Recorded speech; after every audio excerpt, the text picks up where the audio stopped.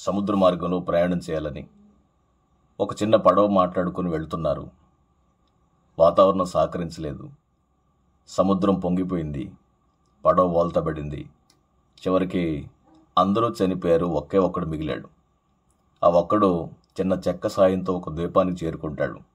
అక్కడ విషసర్పాల నుంచి, విష జంతువుల నుంచి దూరంగా ఉండటానికి అక్కడ కట్టెలు స్వీకరించి ఎప్పుడు కూడా నిప్పును వెలిగిస్తూనే ఉండేవాడు.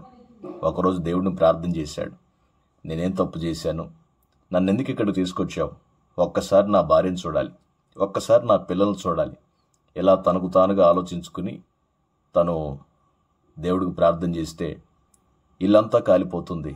సడన్గా మధ్యరాత్రులు లేచి ఏమైందో అర్థం కాక కేకలు వేస్తూ దేవుడిని దూషిస్తున్నాడు. నా భార్యను చూపించమంటే నన్నే చంపేస్తావా? నా పిల్లలను చూపించమంటే నన్నే చంపేస్తావా? నేనేం అన్యాయం చేశాను నీకు? ఇలాగా తన కేకలు వేస్తూ దేవుడిని దూషించాడు. ఉదయాన్నే ఏమయ్యా, ఏమైంది ఇక్కడ? రాత్రి పెద్ద పెద్ద మంటలు కనపడ్డాయి. ఇక్కడ దగ్గరలో ఏదైనా ఒక పడవ కాలిపోతుందేమో అని చెప్పి రాత్రి మేము అక్కడి నుంచి బయలుదేరి ఇక్కడికి వచ్చేసరికి ఇంచుమించు ఇంత టైం పట్టింది. ఎవరైనా చనిపోయారా? అందరూ బాగానే ఉన్నారా అన్నప్పుడు తనకు జరిగిందంతా చెప్పాడు. వెంటనే తాను వారు ఆ పడవలో ఎక్కించుకుని ఆ పడవలో నుండి తన భార్య పిల్లల దగ్గరికి తీసుకెళ్తారు. వెంటనే తను మోకరించి దేవుడితో ఇట్లా అంటాడు, దేవుడా నన్ను క్షమించు. నాకు జరిగిన ఈ సమస్య వల్ల, నాకు జరిగిన ఇబ్బంది వల్ల నేను నిన్ను దూషించాను.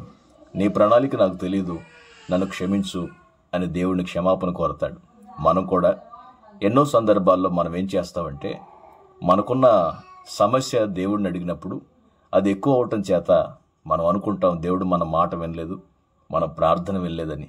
కానీ దేవుని ప్రణాళిక వేరు. ఏ సమస్య ఏదైనా, ఎటువంటి పరిస్థితి ఉప్పొంగినా, కెరటాలుగా నీ మీదకు వచ్చినా నువ్వు భయపడొద్దు. ఎందుకంటే నీ మీద దేవునికున్న ప్రణాళిక వేరు. ఏ పరిస్థితినైనా సంతోషంతో అంగీకరించు.